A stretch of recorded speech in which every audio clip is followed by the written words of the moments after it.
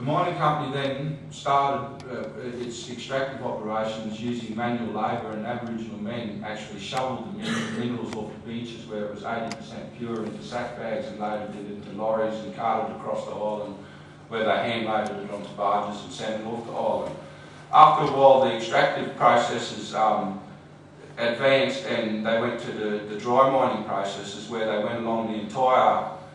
sand dune system of the 18-mile swamp, and they mined the whole foreshore. For us Aboriginal people, that meant that there was 2,500 years of cultural heritage just go through the chute of the mining dredge and come out the other side in rubble, and all of the old ancient midden heaps and heritage sites that made up the 2,500-year-old dune system of main beach were all destroyed as a result of the first major phase of sand mining on the island. After that ended, they moved to the main part of the island, and it's important to note that Stradbroke Island, the oldest part of Stradbroke Island is the rocky outcrops, which are at the headlands being Point Lookout, and they're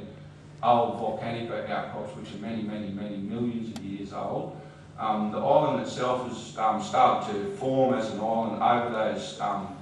rocky outcrops approximately 1.5 million years ago. There were various phases of formation of the island then over the next few 100,000 years, resulting from sea level rise and fall.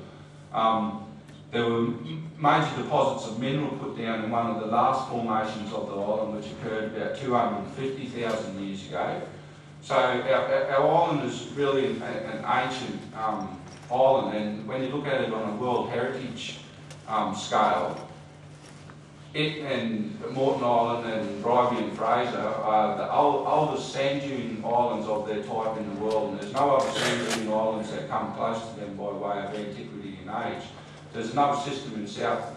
Africa, but it's only about 120,000 years old, so there's no comparison to the heritage values of Stradbroke and Moreton and the dune system islands of the east coast of Australia. So when sand mining began, then our people had no choice but to actually participate in it.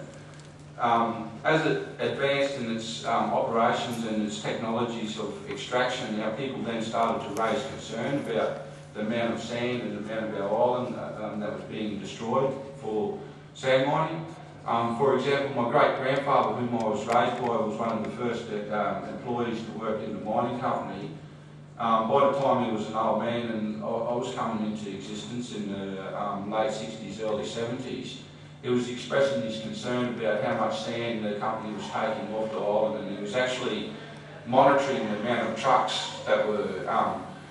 cutting sand on a daily basis, and he noticed the increase of truck cartage of sands in the very early 70s, where he indicated to me his concerns as an old Aboriginal man, and that there needed to be something done about this mining industry, which was going to destroy our island and our people's future. In the early 1970s, our people, again, after the abolishment of the Aboriginal assimilation policy, started to speak up about Aboriginal rights, and they started to campaign for the recognition of Aboriginal sovereign rights of ownership of land. They joined in the national campaign. Many of our people were played big roles in